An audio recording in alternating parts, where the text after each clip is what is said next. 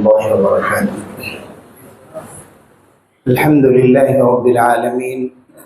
والصلاة والسلام على سيد الأنبياء والمرسلين محمد بن عبد الله الأمين وعلى آله وأصحابه أجمعين، أما بعد. وقد قال رسول الله صلى الله عليه وسلم: أيها الناس، ألا إن ربكم واحد وإن أباكم واحد، ولا فضل لعربي على عجمي ولا لعجمي على عربي ولا لأحمر على أسود ولا لأسود على أحمر إلا بالتقوى، أو كما قال صلی اللہ علیہ وسلم. محترم حضرات، ملت کے نوجوانوں اور معزز خواتین اسلام، اللہ تعالیٰ نے ہم سب کو دین اسلام عطا فرمایا اور قرآن مجید کی سمجھ عطا فرمائی. شریعت کی روشنی میں ہم سب کو زندگی گزارنے کا پابند کیا، جو حقیقت میں ہم سب کے لیے زندگی کا دستور اور زندگی کا سب سے بڑا قانون ہے. اور اسلام نے آزادی کا بھی تصور دیا، مساوات کا بھی تصور دیا، اسی طرح سے انصاف کا بھی اور لوگوں کے حقوق کی ادائیگی کا بھی تصور دیا. یہ سارے تصورات اور کانسیپٹس شریعت میں اور اسلام میں موجود ہیں، جو نئے نئے ناموں سے اور نئے نئے عنوان سے بعد کے زمانے میں دنیا میں زیادہ مشہور ہو، اور ہمیشہ ان کے عنوان اور ان کے نام بدلتے رہتے ہیں. لیکن ان سب کا مقصد یہ ہے کہ انسانوں کو برابری کا حق دیا جائے، انسانوں کو انصاف فراہم کیا جائے. اور یہ حقیقت ہے کہ اس انصاف میں سب سے بڑا انصاف یہ ہے کہ اگر آپ کسی کو کچھ نہ دے سکیں تو اسے آزادی کے ساتھ اپنے طریقے پر زندگی گزارنے دیں. جو اس کے حقوق ہیں زندگی میں، جو اس کے جائز طریقے ہیں، ان کے مطابق ان کو زندگی گزارنے کا حق ملتا رہے. اس لیے کہ سب سے بڑا جرم یہ ہے کہ کسی کو کسی کا غلام تسلیم کر لیا جائے یا اس کو اس کا غلام بنا دیا جائے، اس کو کسی کا پابند کر دیا جائے، اور اللہ نے اس کے خالق اور مالک نے جو اسے آزادی دی ہے وہ اس سے چھین لی جائے. جانور بھی اسے پسند نہیں کرتے. اگر ان جانوروں کو زبان ہوتی، جو زو میں ہوتے ہیں، پنجروں میں بند کیے جاتے ہیں، وقت سے ان کو کھانا فراہم کیا جاتا ہے اور عمدہ کھانا دیا جاتا ہے، ان کی صحت اور علاج کا پورا خیال رکھا جاتا ہے، ان پر ان سے زیادہ کوئی طاقتور جانور حملہ نہ کر دے، اس کا بھی پورا انتظام کیا جاتا ہے کہ اس سے ان کو محفوظ رکھا جائے. لیکن اگر ان جانوروں کے پاس زبان ہوتی تو یہ کہتے کہ ہم انسانوں کے بنائے ہوئے اس نظام کو پسند نہیں کرتے کہ جس میں انسان خود اپنے ذوق کے لیے، اپنی خواہش کے لیے اور اچھے اچھے پرندوں اور جانوروں کو دیکھنے کے لیے ہمیں یہاں بند رکھتے ہیں. بلکہ ہمیں وہی آزاد فضا چاہیے، ہمیں درختوں کی ٹہنیاں چاہیے، ہمیں جنگلوں کی آزاد فضا چاہیے، اور ہم یہ چاہتے ہیں کہ ہمیں کسی قسم سے پابند نہ کیا جائے. یہ جانوروں کی بھی خواہش ہوگی، چاہے کہ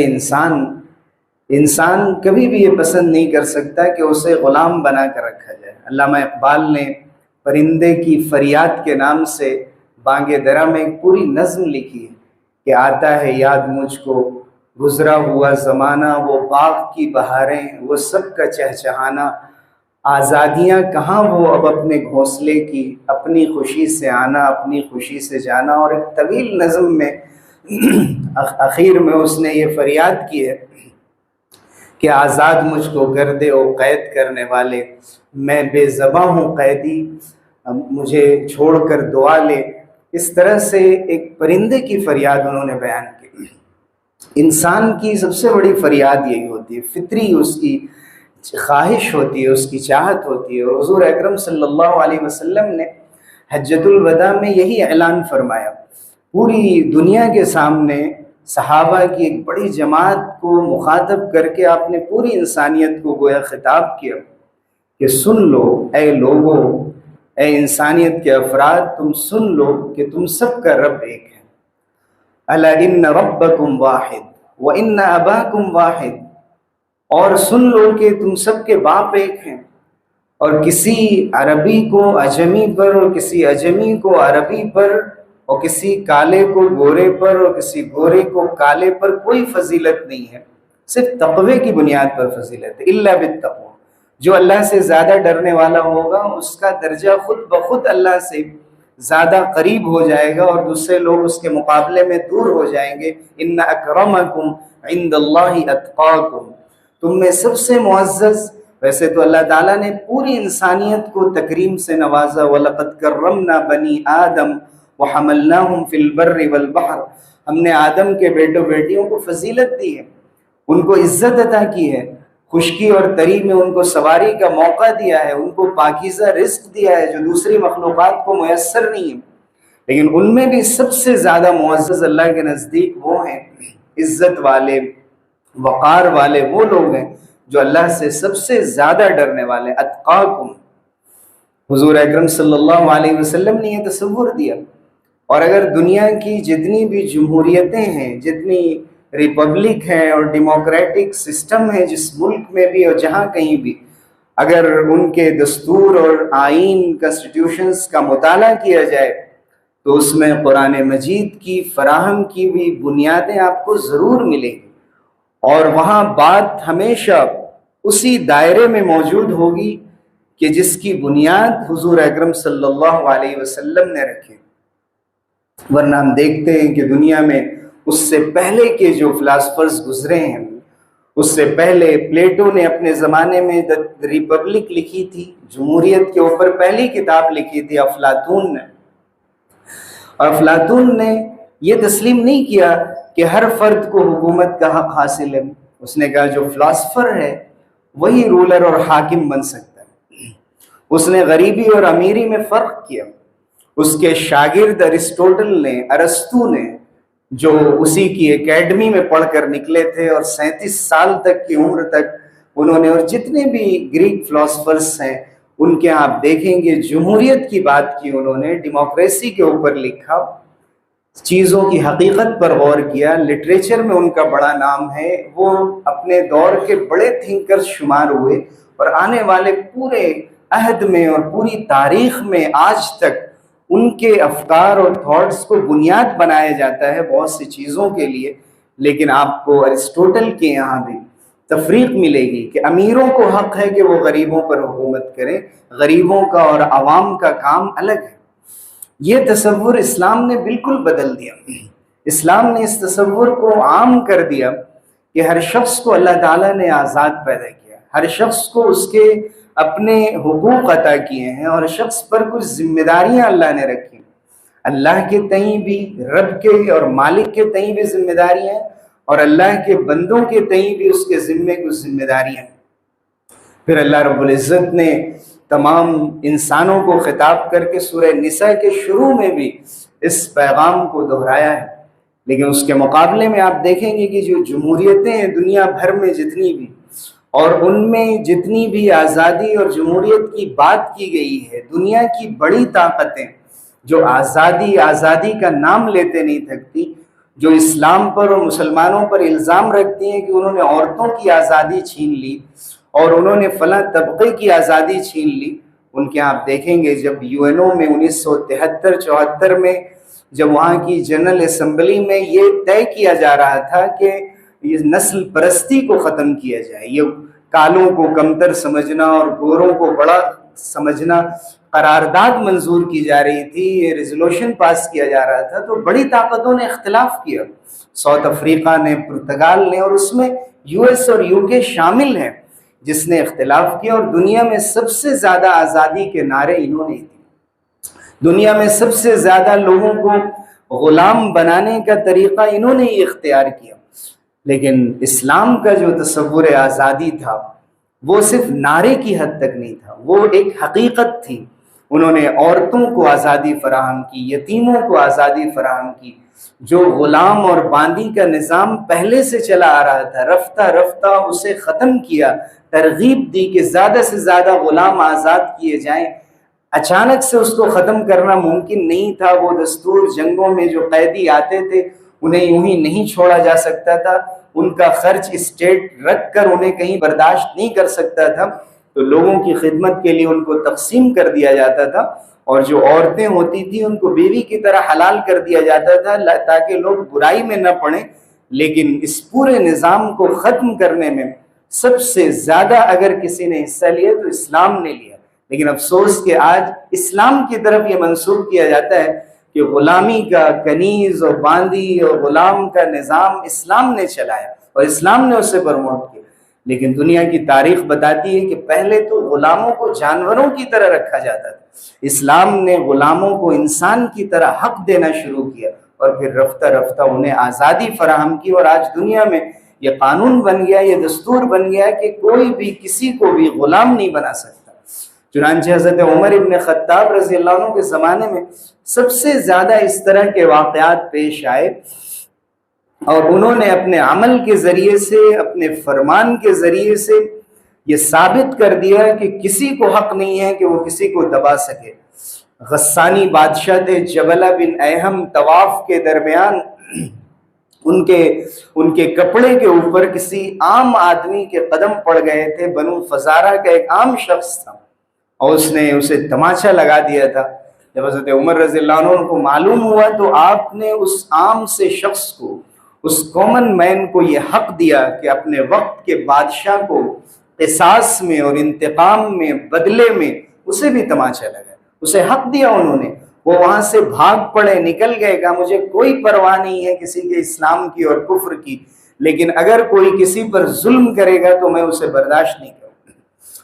انہوں نے صرف یہی نہیں کیا کہ جبلہ بن ایہم غسانی کو سزا دی، بلکہ حضرت عمرو بن العاص رضی اللہ عنہ کہ جو فاتح مصر ہیں،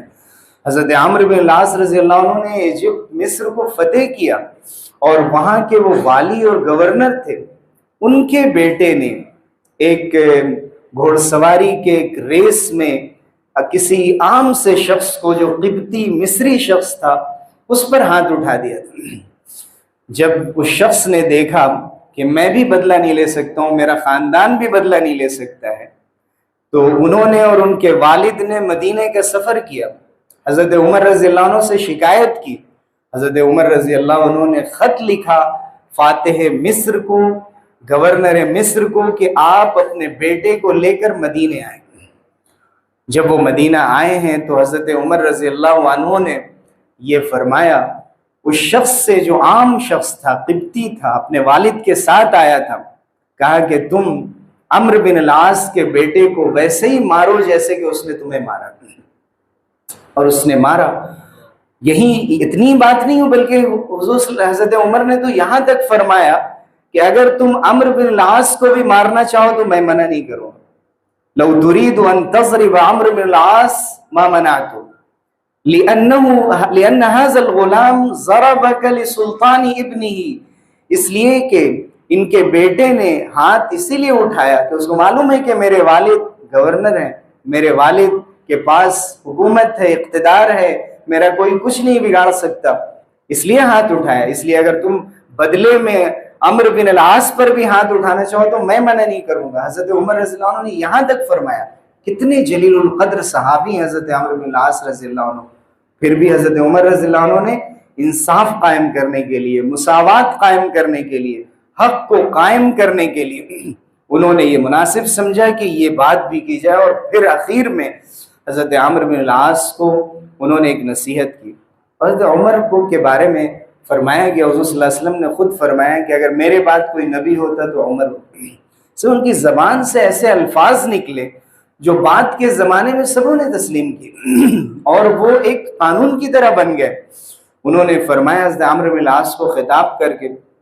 مَتَ اسْتَعْبَدْتُمُ النَّاسَ مَتَ اسْتَعْبَدْتُمُ النَّاسَ وَقَدْ وَلَدَتْهُمْ أُمَّهَاتُهُمْ أَحْرَارًا تم نے کب سے لوگوں کو غلام بنا دیا،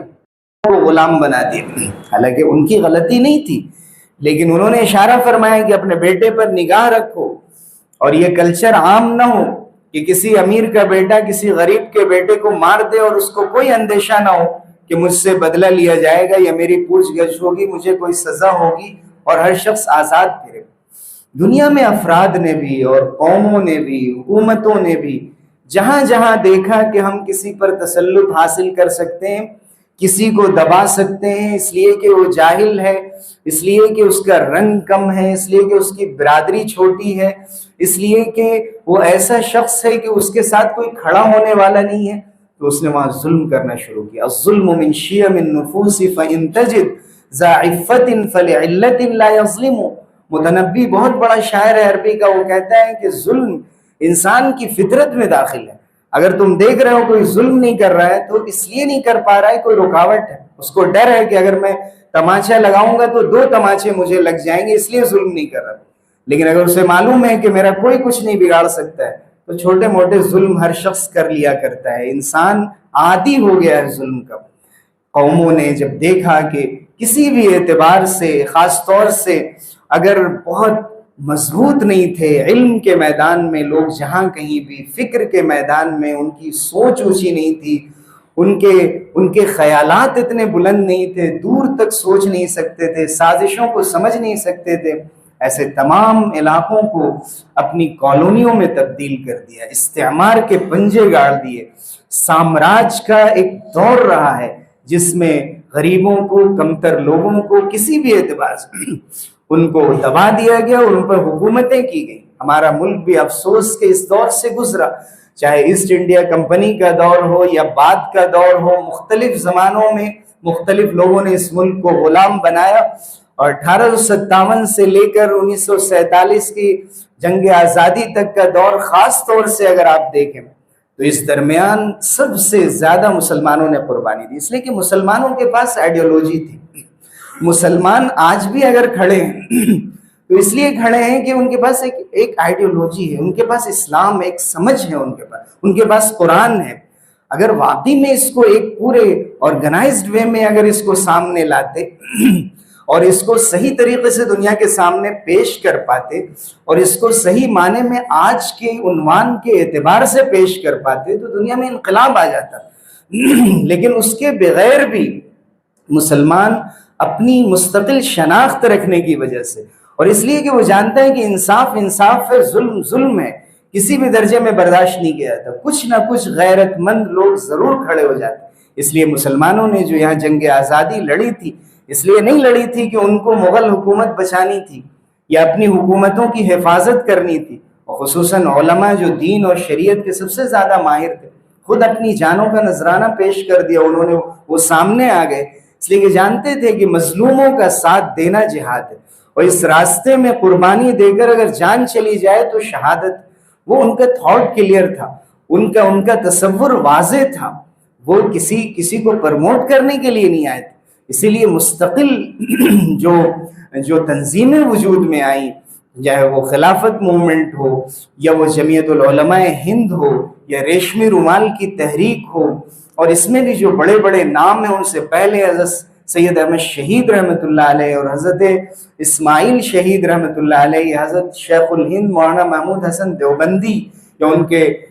شاگرد رشید مولانا عبید اللہ سندھی ہوں، یا اس کے ساتھ ساتھ مولانا فضل حق خیر آبادی ہوں اپنے زمانے میں یا بعد کے زمانے میں، مولانا آزاد اور حسرت موہانی اور مولانا حسین احمد مدنی، اور ایسے نہ جانے کتنے نام ہیں مسلمانوں میں جو اپنے وقت کے جلیل القدر علماء تھے، جو مسند درس پر بیٹھے ہوئے تھے، جو بخاری اور ترمذی کا درس دے رہے تھے، جو قرآن کے ترجمے پڑھا رہے تھے، جو مسائل سکھا رہے تھے لوگوں، وہ کھڑے ہو گئے کہ ہم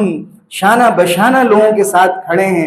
اور ہم اس ملک کو غلامی کے زنجیروں سے نکالنا چاہتے ہیں۔ ورنہ آپ دیکھیے کہ فرانس میں روسو جیسے شخص نے اپنے زمانے میں کہا کہ ہم کہتے ہیں کہ ہم آزاد ہیں لیکن ہم طرح طرح کی غلامی کی زنجیروں میں جکڑے ہوئے ہیں۔ وہ 18ویں صدی میں بھی دنیا نے آزادی کا مزہ نہیں چکھا تھا، لیکن اس ملک نے اور اس ملک کے جہالوں نے اور خصوصاً مسلمانوں نے یہ ثابت کیا۔ آج کے دن جب 15 اگست کا دن آتا ہے، جب یوم آزادی آتا ہے، انڈیپینڈنس ڈے منایا جاتا ہے، تو سب سے زیادہ لوگوں کو یاد دلانا چاہیے کہ ہمارا دستور جو طے کیا تھا اور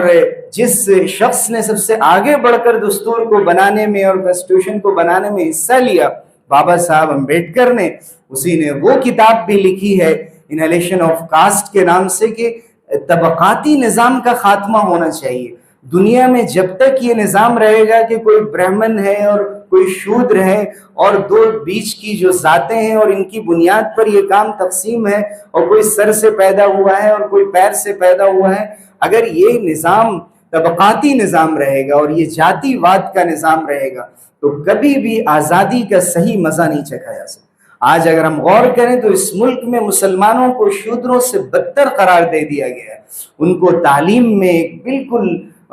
مارجن پر، ایک حاشیے پر رکھ دیا گیا ہے، ان کو حاشیے پر رکھ دیا گیا ہے معاشیات کے میدان میں، اور سیاست میں تو مسلمانوں کا نہ کوئی کردار رہا، نہ کہیں نظر آتے ہیں۔ آج کی جو ایک تحریک چلی ہے کہ کم سے کم اپنے ووٹ کی تو حفاظت کی جائے، تو بھی نظر آ رہا ہے کہ سب سے زیادہ بیداری مسلمانوں میں، آپ بہار میں دیکھ لیجئے کہ جو SIR کی پریکٹس ہو رہی ہے اور جو ظلم کیا جا رہا ہے، اور ابھی سپریم کورٹ کی طرف سے کچھ مثبت خبریں آ رہی ہیں، ان میں سب سے زیادہ کاغذات مسلمانوں نے صحیح کرا رکھے ہیں، اور جن علاقوں میں بھی جائزہ لیا گیا سب سے مضبوط کاغذات مسلمانوں کے پاس ہیں۔ اگر وہ طے بھی کیا جائے کاغذ کی روشنی میں تو سب سے زیادہ بہترین شہریت مسلمانوں کی پختہ ہے، لیکن اس کے باوجود آپ آسام میں دیکھ لیجئے کس طرح سے جب جائزہ لیا گیا تو غیر مسلم سب سے زیادہ وہ نکلے جن کو آپ غیر ملکی قرار دے سکتے ہیں، تو آپ نے خاموشی اختیار کر لی۔ ایسے ہی جن ریاستوں میں بھی اس طرح کے پریکٹس کی جا رہی ہے، وہاں مسلمانوں کی ذمہ داری ہے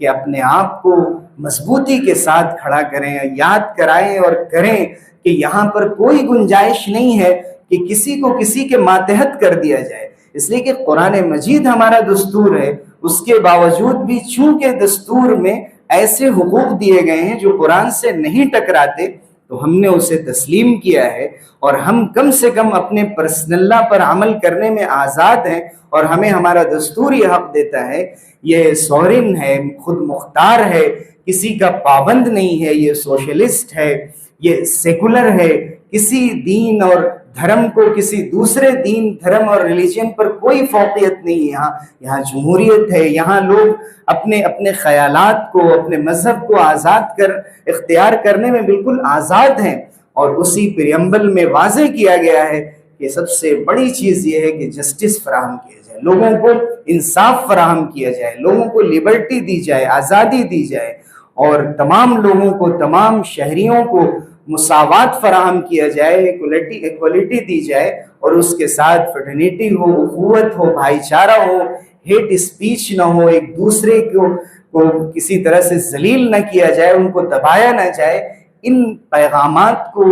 مسلمانوں کی ذمہ داری ہے کہ ان کو یاد رکھیں اور ان کے ذریعے سے اپنے پیغام کو پیش کرنے کی کوشش کریں اور اپنے کردار کو واضح کریں۔ جب یہ کہا جا رہا ہے کہ مسلمانوں نے اس ملک کے لیے کچھ نہیں کیا، تو ان کو ان دنوں کے اندر بھی اور یوم جمہوریہ میں بھی، ریپبلک ڈے کے موقع پر اور پورے سال مختلف ذرائع سے یہ دکھایا جائے کہ مسلمانوں کی قربانیاں صرف جنگ آزادی میں نہیں ہے، بلکہ مسلمانوں نے یہاں کو تعلیمی نظام دیا ہے، اس ملک کو یہاں کھانا پینا سکھایا ہے، پہننا سکھایا ہے، گھر بنانا سکھایا ہے، علاج کرنا سکھایا ہے۔ کون سا ایسا میدان ہے جس میں مسلمانوں نے لوگوں کو راہ نہیں دکھائی ہے اور ان کو جینے کا طریقہ نہیں دیا ہے، اور کس طرح سے اپنے دور میں